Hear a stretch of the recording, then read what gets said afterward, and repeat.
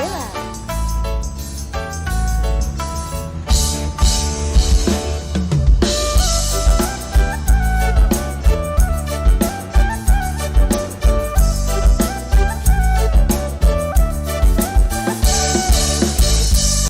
Hai, Assalamualaikum Kak Aida. Boleh akak kenalkan diri dan perniagaan yang akak tengah usahakan sekarang ni?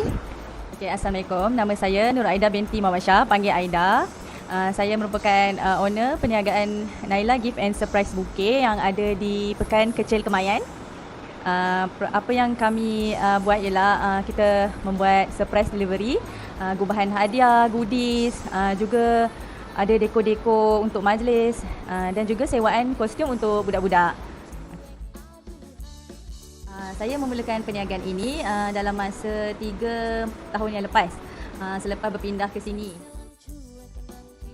Saya mendapat idea untuk perniagaan ini daripada buat untuk sendiri-sendiri dulu, lepas tu baru ambil order. Adakah Nadi memberi bantuan dalam menyumbang kepada perniagaan akak sekarang ni? Apakah contoh kelas-kelas yang akak telah ikuti di Nadi?